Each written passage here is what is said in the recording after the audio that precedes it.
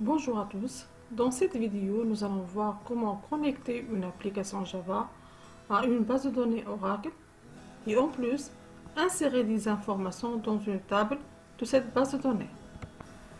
Comme vous voyez, je suis au niveau d'un SJBD Oracle, version d'apprentissage, la version Oracle DG.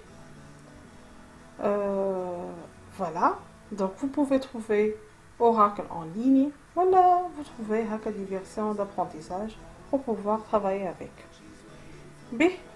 Donc, la première chose à faire, je vais cliquer sur cette option SQL pour créer ma table Oracle, ma première table sur ma base de données Oracle. La table, elle s'appelle AMP. Pour créer la table, je tape la commande suivante, create table AMP, puis j'ouvre la parenthèse et je retourne à la ligne. B. La première colonne, elle s'appelle ID, elle est du type int et primary key, elle représente la clé primaire. La deuxième, nom, de type varchar2, voilà varchar, et je veux donner comme dimension 50. Et la troisième, salaire par exemple, voilà âge, et ça va être de type int. Donc je ferme la parenthèse, je mets un point virgule et puis exécuter.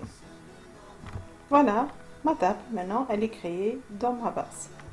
Pour consulter les différentes tables dans ma base, donc je passe à page d'accueil, navigateur d'objets, puis à partir de là, j'attends un peu et voilà, j'ai deux tables, AMP et AMP1. Une fois que notre tableau est créé avec le SJBD Oracle, maintenant nous allons créer notre application qui va se connecter à ce SJBD et manipuler la table. Ici, dans notre cas, c'est l'insertion des données.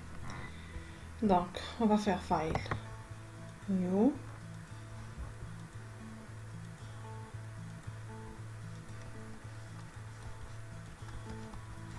Java Projet, on va le nommer Connexion,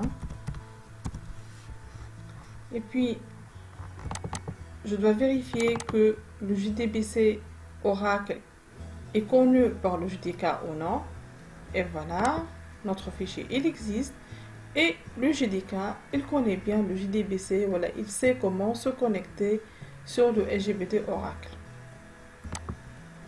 Bien. Le SRC, on va créer notre package, on va laisser le même nom, on va lui attribuer le même nom de projet, et puis on va créer notre classe qu'on va la nommer Aura et qui contient la fonction main. Voilà. On va commencer par ajouter cette bibliothèque. Cette bibliothèque, elle me permet d'utiliser les outils SQL.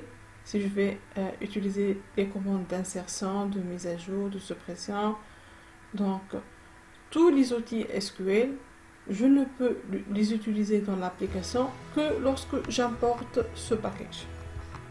Puis ici dans le main, je vais supprimer tout ça et je vais écrire ce try catch.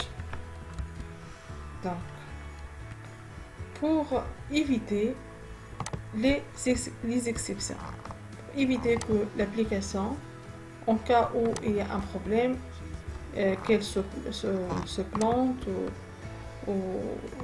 donc je gère moi-même les problèmes d'exécution. Voilà. Donc juste je vais désactiver ce catch parce que j'ai pas encore commencé l'utilisation de SQL. Donc, c'est bon. Try. Si on a une exception qui va être déclenchée, elle sera traitée comme il faut dans cette partie. Juste, on va afficher le message d'erreur ou notre application, elle va pas se bloquer. B. Donc, la première instruction ici, je vais charger. Voilà, je vais appeler le driver Oracle.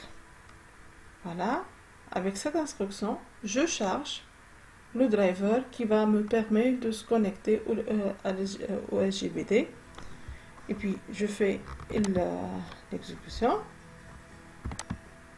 Voilà, on n'a pas de problème. S'il y a un problème, si cette partie qui va être exécutée, il va me dire que application non reconnue ou autre chose. Donc ici, c'est bon, il a reconnu l'application, elle est activée.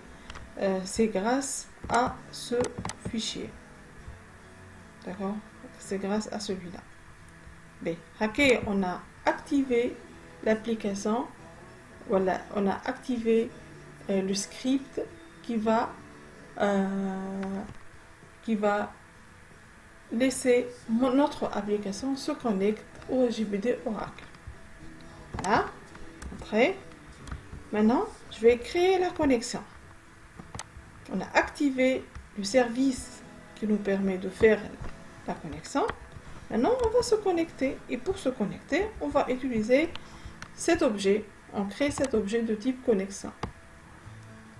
Voilà. Ici, c'est connection, driver manager.getConnection. Ici, on va écrire ce texte comme il est. On va rien ajouter.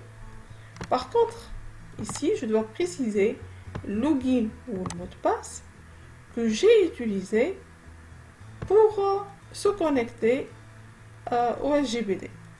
En d'autres termes, ici, lorsque je fais des connexions, SGBD Oracle, pour se connecter à cet SGBD, j'ai utilisé le mot de passe UCI, le login UCI ou le mot de passe 1, 2, 3. Donc, le login ou le mot de passe que j'ai utilisé pour se connecter au SGBD, je dois les utiliser dans mon application. Ils doivent être exactement les mêmes. Je vais exécuter et voir. Donc ça va, ici il y a une connexion. Sinon, cette partie qui va être, s'il n'y a pas une connexion, si cette partie qui va être déclenchée, alors je vais faire un petit test, je vais enlever ce 3 par exemple, et je vais faire l'exécution. Voilà, c'est cette partie qui a été déclenchée. Il y a une exception, il y a une erreur côté exécution. Donc voilà, c'est cette partie qui a été exécutée. Maintenant, je retourne et je fais 3. Je remets mon 3 supprimé et j'exécute. Et voilà, tout est bien. On a pu se connecter à notre SGBD. On est connecté maintenant au SGBD. Maintenant, qu'est-ce qu'on va faire? Je vais copier tout ça. Et on va passer étape instruction par instruction. Voilà. Dans ce cas, vous voyez bien que j'ai utilisé les inserts, les statements et ainsi de suite. Donc, ce sont des objets SQL. Donc, automatiquement, je dois activer ce catch. Voilà. Et puis, on commence à expliquer les instructions. La première chose, j'ai créé une requête avec le type string. Qu'est-ce que j'ai écrit dans cette requête? Insert into amp values. Et ici, j'ai rien précisé dans les values. D'accord? Et c'est une requête SQL. Purement SQL. Sauf que, pour la partie values, j'ai rien précisé. B. Ici, qu'est-ce que j'ai fait? J'ai créé une requête. J'ai créé une chaîne. Ici, on a créé une requête préparée. D'accord? Prepared statement. Comme prepared statement, où elle prend comme paramètre ma chaîne SQL. D'accord? Voilà. Donc, j'ai pas utilisé l'objet statement. J'ai pas utilisé l'objet statement ici. Non, j'ai utilisé prepared statement. Pourquoi? Pour pouvoir insérer dans la table des variables. Si je vais utiliser statement, je vais mettre des valeurs fixes. Ici, je peux déclarer des variables et je peux les insérer. Exemple, les noms de texte d'un formulaire, les données fournies par un utilisateur.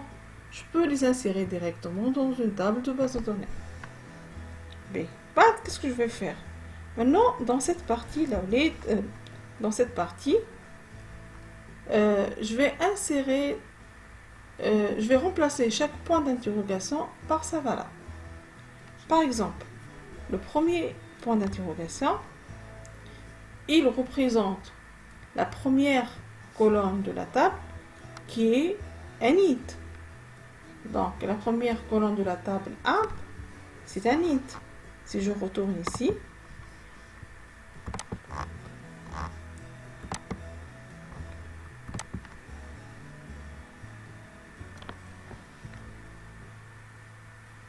je vais faire desk pour décrire la structure du tableau A. Donc, je vais exécuter. Vous voyez bien que la première colonne, c'est un number. La deuxième, c'est une chaîne. La troisième, c'est un number. Donc, ce qui explique ici, set int, set string ou set int. Donc, set int, le premier point d'interrogation, il sera remplacé par 5. Deuxième colonne, set string, c'est une chaîne. Le deuxième point d'interrogation, il sera remplacé par USAI. Et troisième point d'interrogation, il sera... donc pour le remplacer, j'ai utilisé set int, puisque la colonne dans la table est en number. Et puis, je remplace le point d'interrogation par la valeur 6. Une fois que j'ai remplacé tous les points d'interrogation, je vais faire pstatement.execute update. Et comme ça, je vais exécuter le statement ou la requête. J'ai terminé. Je ferme la connexion. Et cette partie, elle sera déclenchée lorsque je fais une erreur côté SQL. À partir de là, si par exemple, je ne fournis pas les bonnes valeurs dans la table, et si je ne respecte pas le type de colonne, au lieu de faire cette int, je vais faire cette string ou cette double, voilà, autre chose. Donc ici, ce sont les erreurs de SQL qui vont être interceptées. Voilà. B. On a exécuté. On va voir sur la table. On va faire select étoile from amp. On va voir l'exécution. Exécuter. On n'a pas fait l'exécution encore. Donc vous voyez bien qu'on n'a rien dans la table. Maintenant je vais exécuter pour voir. Voilà, pas d'erreur, pas d'exception. Donc ici, je vais répéter l'exécution de cette commande.